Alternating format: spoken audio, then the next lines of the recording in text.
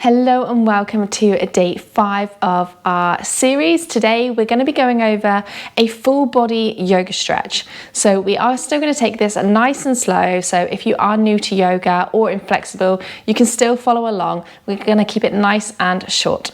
So let's begin on our mats. Okay, so for today's practice, just remember that you don't have to have a yoga mat. You can just do this anywhere in your home as long as you have a space to move your body. So the first thing we're actually going to do is come to sit on our knees. Now, if you find this really uncomfortable, I'm going to show you with some yoga blocks, but you can do this with books or a little stool maybe, anything that's around, pillows. Place them down, place your feet on opposite sides and just sit back on them. So the higher up your hips are, the less of a stretch you're going to feel. So find whatever comfortable position feels good for you in your kneeling position. And we're going to start by working on the lower body and working our way up. So the first thing that we're going to do is lean forward, tuck the toes, and then sit back on your heels. Now this can be quite a deep toe stretch. So go to where it's comfortable. If it feels too much, just untuck your toes. Look behind, just make sure that your little toe is tucked under as well. Sometimes the little toe has a tendency to kind of fling out to the side. And just breathe into this stretch for a second. And it is a pretty intense stretch. And one more breath. Lean forward, untuck the toes, and we're going to do the complete opposite now. So you're going to bring your hands behind you and you're going to see if you can lift your knees up. So doing a bit of a front of the ankle stretch. Now during today's practice, if you feel any pain at all, please stop exactly what you're doing and come out of the pose. We just want to be going until we feel a slight stretch and then pausing there. So breathe into it. One more breath. And then lower back down. Come over onto all fours. So if you did have props, just move them out of the way. Spread your fingers nice and wide. Let's take the right leg back, tuck the toes, place your toes on the ground, and then push through your heel. So you should be feeling a little bit of a calf stretch here. So it's as if you're trying to get your heel, your right heel, to touch the ground. You're really pushing it backwards, but your toes are stopping you from going too far. Breathe into it.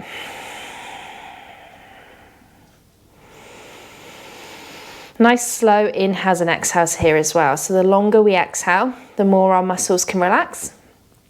And that is what's going to gain us flexibility. If you're holding your breath or your breath's quickening, your body's going to be going into fight or flight mode and your body's going to tense up rather than lengthen. Just bring that right knee back, take the left leg out, tuck the toes, place your toes on the ground and then kick through that heel. Feel that calf stretch all down the other leg.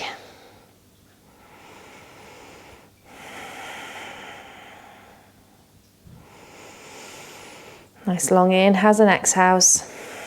And if your wrists are hurting, make sure you're digging into your knuckles rather than the base of your wrists. So the weight is spread a little bit more evenly. And then bring the left knee back.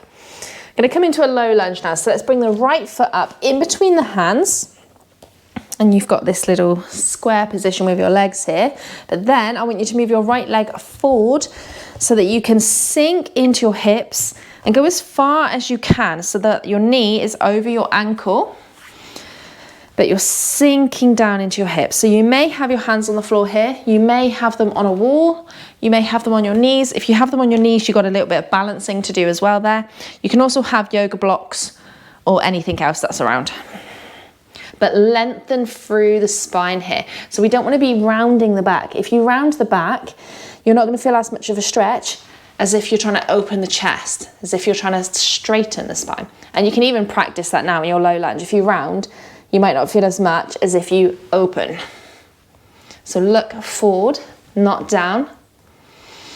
And breathe into this stretch for a moment. Just working a little bit into the hamstrings, the quads, and the hips. And then slowly walk your fingers back, and as you do, start to straighten the right leg, toes point up towards the ceiling. So again here, you can hold onto a wall, you can hold onto blocks. I normally have blocks in this pose. You can come up onto your fingertips, but again, you just want to be opening the chest and trying not to round, so just look ahead of you. That's going to help to open the chest. Should be feeling this all down the underside of the right leg. Pretty deep stretch, half splits.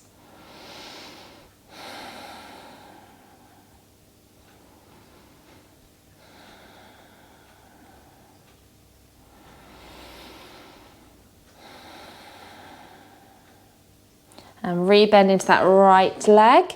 Take your right knee back, left foot steps forward, and then again, wiggle your left foot forward so you can sink the hips down. You might even have to like move your belly or anything out the way as well. Body parts can get in the way here, so just move it out the way. And again, just sink into those hips. So remember, props are friends. You can always hold onto the wall, grab props. Don't think, and this is a very common thought in yoga, that if you can't touch the floor or you can't make your pose look like mine, that you're failing. It's not a fail. Yoga is all about your body, and you're going until you feel a slight stretch and holding it there, because that's where you're going to start to feel the lengthen, and eventually you gain flexibility over time. So lengthen here.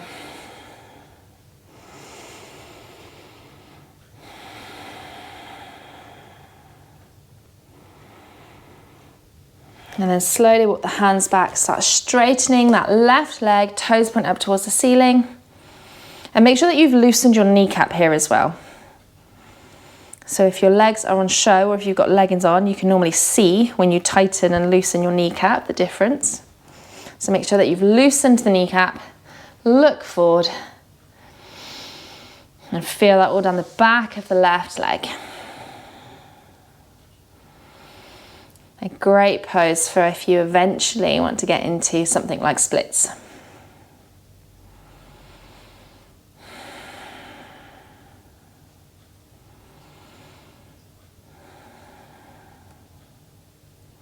And then let's rebend into that left leg, plant the hands, left knee comes back to meet the right.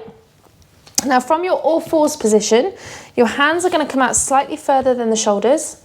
Spread your fingers wide, tuck your toes, lift your knees off of the ground, push your belly back towards your thighs, and then lift your hips up to the sky. So you find yourself in downward facing dog, but with bent knees. So again, push into the palms of the hands to really push your chest backwards. Now from here, maybe you start to straighten the legs, but do not round the back. So if your back starts to round, keep your knees bent.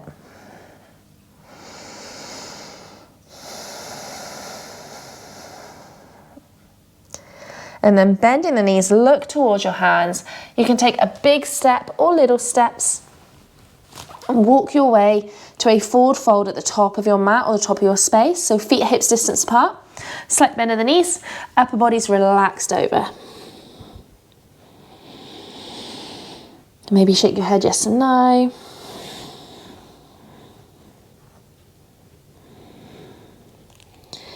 Bend the knees, inhale, sweep the hands all the way up above your head, come up to standing. Exhale, hands to heart center. Let's inhale, sweep the hands up. Exhale, fold forward. Inhale, halfway lift, straighten the legs, straighten the spine.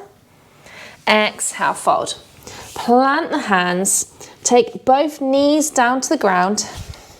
You can take an optional vinyasa here if you would like. You can come to plank, seeing as I did this the other day.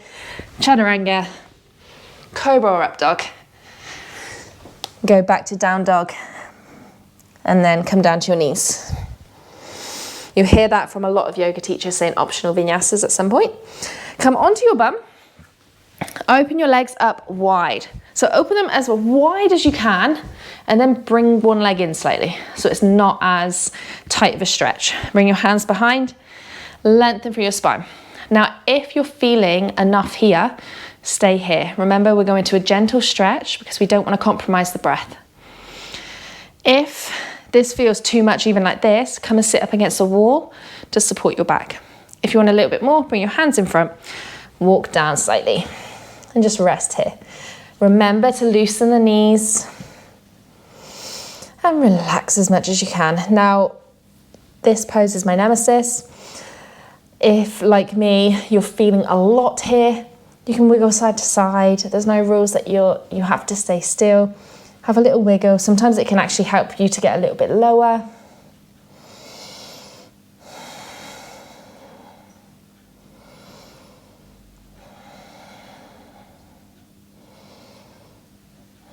And then walk your hands up. We're going to come back over onto all fours. So shoulders over wrists, hips over knees. Lost my words for a second there. Hands come out in front as far as you can. So really reach your hands far. Make sure that your hips stay above your knees and then sink your chest down towards the ground.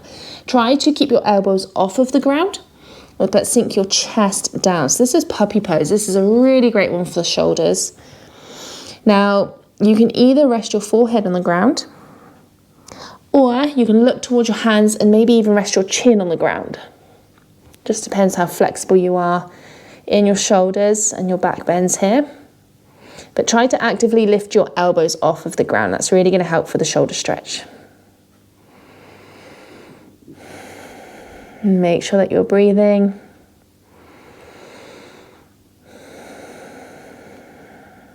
One more breath.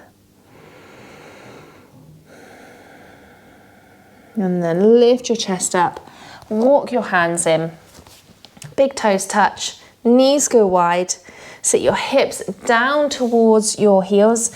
Arms come out ahead. Relax your head into your child's pose.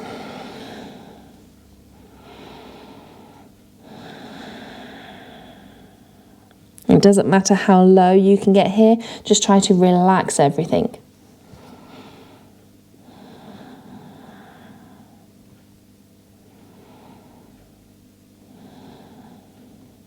One more breath.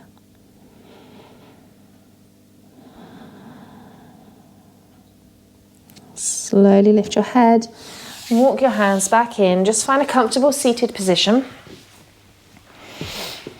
Just going to bring the hands up in front of you, make a fist and just roll out the wrists.